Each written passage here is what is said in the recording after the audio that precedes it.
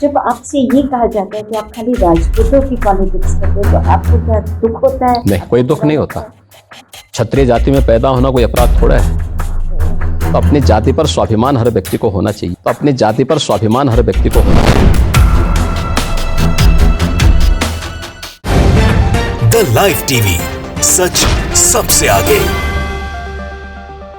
योगी आदित्यनाथ और केशव प्रसाद मौर्य का झगड़ा अब स्वाभिमान की लड़ाई में तब्दील हो चुका है। दोस्तों, अभी तक जो नोकझोंक इशारों में सामने आ रही थी, अब झगड़ा जो है खुलेआम हो रहा है और सामने आ रहा है। दोस्तों, यूपी के मुख्यमंत्री योगी आदित्यनाथ ने जाति को लेकर क्या बयान दिया वो हम आपको पहले भी सुना चुके हैं। हमने आपको शुरुआत में भी वीडियो दिखाया, एक झलक दिखाई। अब योगी आदित्यनाथ के इस बयान पर केशव प्रसाद मौर्य जी ने मुंह तोड़ जवाब दिया है, वो आपको इस खबर में मैं बताऊंगी। नमस्कार, मेरा नाम है जयंती झा और आप देख रहे हैं द लाइव टीवी। दोस्तों, शुरुआत में योगी आदित्यनाथ का बयान हमने आपको सुनाया, एक छोटा सा क्लिप हमने आपको दिखाया कि किस तरीके से वो जाति को अपना स्वाभिमान बता रहे थे। फिर एक बार योगी आदित्यनाथ का स्वाभिमान वाला बयान जो है आपको सुनाना चाहेंगे। उसके बाद केशव प्रसाद मौर्य ने जो जवाब इस बयान पर दिया है उस पर हम चर्चा करेंगे, वो मैं आपको बताऊंगी। लेकिन उससे पहले आप योगी जी का ये बयान सुनिए। जब आपसे ये कहा जाता है कि आप खाली राजपूतों की पॉलिटिक्स करते हैं तो आपको क्या दुख होता है? नहीं, कोई दुख नहीं होता। क्षत्रिय जाति में पैदा होना कोई अपराध थोड़ा है। तो अपनी जाति पर स्वाभिमान हर व्यक्ति को होना चाहिए। तो अपनी जाति पर स्वाभिमान हर व्यक्ति को होना चाहिए। जी, तो आखिर में अगर आपने गौर किया होगा क्लिप पर, तो योगी जी ने यहाँ कहा कि अपनी जाति पर स्वाभिमान हर व्यक्ति को होना चाहिए, मतलब उनको अपनी जाति पर स्वाभिमान है। अब देखिए, स्क्रीन पर केशव प्रसाद मौर्य का ट्वीट इस वक्त आपको दिखा रहे हैं। दोस्तों, इसमें इन्होंने लिखा कि मेरा स्वाभिमान कमल का फूल।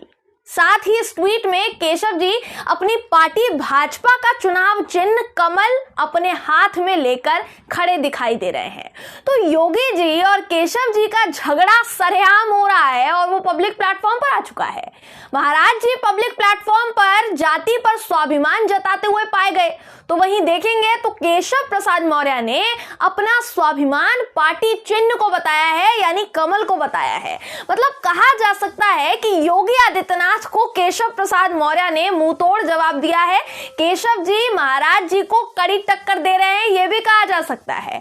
अब मैं कुछ समय पहले ही दोस्तों आपके सामने एक तार्किक रिपोर्ट रख चुकी हूं, लेकर मैं आई थी वो रिपोर्ट जिसमें मैंने आपको एक एक उदाहरण के जरिए समझाया था कि यूपी में मुख्यमंत्री योगी आदित्यनाथ और उप मुख्यमंत्री केशव प्रसाद मौर्य के बीच तकरार कैसे और क्यों जारी है, वजह क्या है और ये किस वजह से जारी है। कुछ लोगों ने कमेंट के जरिए कहा कि जयंती जी आप तो जबरदस्ती का मुद्दा ले आई हैं, ये तो जबरदस्ती का मुद्दा है, ये कोई मुद्दा नहीं है। पर मैं आपको इस खबर को दिखाने के बाद, ये जो मैंने आपको शुरुआत में बताया, आप सवाल पूछना चाहूंगी कि क्या अभी भी आप इसको एक जबरदस्ती का मुद्दा कहेंगे? क्या अभी भी आपको जबरदस्ती का मुद्दा लग रहा है?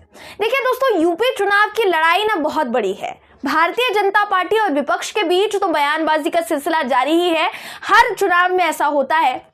लेकिन खुद बीजेपी में बड़े लेवल पर साइलेंट पॉलिटिक्स खेली जा रही है और उसी साइलेंट पॉलिटिक्स को समझना पड़ेगा, क्योंकि उसका हिस्सा है केशव प्रसाद मौर्य और योगी आदित्यनाथ के बीच ये तकरार। यूपी के मुख्यमंत्री की कुर्सी पर बैठने के लिए योगी जी एक बार फिर से तैयारी में जुटे हुए हैं, एकदम दमखम के साथ जुटे हुए हैं। उनको जनता का विरोध देखने के बावजूद पता नहीं कैसे विश्वास है, कैसे उनको ये लग रहा है कि कुर्सी उनको मिलेगी, वो भी ख्वाब देख रहे हैं। वहीं केशव प्रसाद मौर्य का भी यही हाल है। मौर्य जी भी बड़े चाव से मुख्यमंत्री की कुर्सी की तरफ निहार रहे हैं, उनकी भी लार टपक रही है उनके मुंह से। इसलिए योगी जी और मौर्य जी के बीच जो दो फाड़ की स्थिति आन पड़ी है ना दोस्तों, वो अब जग जाहिर हो रही है, साफ सुथरी तरीके से दिखाई दे रही है, स्पष्ट तौर पर। देखिए, जब मीडिया ने केशव जी से सवाल किया था कि मुख्यमंत्री कौन होंगे, तो उस पर केशव प्रसाद मौर्य ने क्या कहा था मैंने आपको दिखाया था। छूटते ही उन्होंने कह दिया कि योगी आदित्यनाथ होंगे या कोई और हो सकता है, यह अभी तक तय नहीं हुआ है, पार्टी पहले से थोड़ी ना तय कर लेती है। पर इसके बाद वो एबीपी न्यूज पर आए, उनका इंटरव्यू हुआ, उनसे सवाल जवाब किया गया, जिस पर मौर्य जी से फिर वही सवाल पूछा कि योगी आदित्यनाथ के नेतृत्व में चुनाव लड़ा जा रहा है या फिर नहीं। इस पर मौर्य जी ने कहा कि हाँ, योगी जी के नेतृत्व में ही चुनाव लड़ा जा रहा है। पर आगे क्या बोले वो सुनिए। पर जब मुख्यमंत्री के संदर्भ में उनसे सवाल पूछा गया कि मुख्यमंत्री कौन हो सकता है, क्योंकि ये सवाल उठ रहा है, बड़े बड़े कद्दावर पत्रकार उठा रहे हैं, उन्होंने कहा कि छोटा नेता हूं इसलिए पार्टी जो कह रही है वही सच होगा, मुझसे आपको ये सवाल नहीं करना चाहिए, ऐसा केशव जी ने कहा। आपको जरा केशव जी का एबीपी का ये इंटरव्यू का वीडियो भी दिखा देते, वीडियो क्लिप दिखाना चाहेंगे।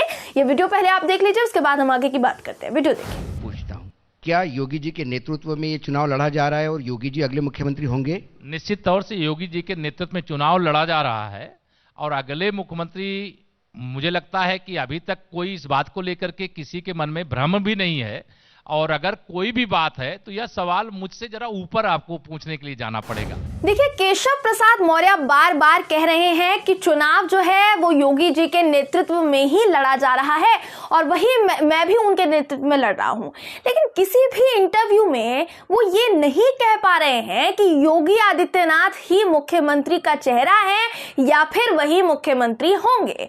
भारतीय जनता पार्टी के नेतागणों की बात करेंगे तो हर बात साफ और स्पष्ट शब्दों में वो कहना पसंद करते हैं, जैसा वो राग अलापते हैं। हम तो साफ सुथरा कहना पसंद करते हैं, लेकिन अचंभा इसी बात का हो रहा है कि केशव जी पार्टी लाइन को फॉलो नहीं कर रहे हैं। इससे पहले भी जब केशव जी से ये सवाल पूछा गया था, यही सवाल पूछा गया था मुख्यमंत्री के चेहरे को लेकर, तो बड़ी तेज में आकर केशव प्रसाद मौर्य ने कहा कि भाजपा 300 के पास सीटें लाएगी, पर मुख्यमंत्री योगी जी होंगे या कोई और होगा ये पहले से थोड़ी ना तय किया जाता है, तो ये मैं नहीं बता सकता हूं। आपको फिर से ये वीडियो भी दिखा देते हैं, ये वीडियो भी आप देख लीजिए, फिर हम आगे की बात करते हैं, आगे की तस्वीरों पर चर्चा करेंगे। वीडियो देखिए।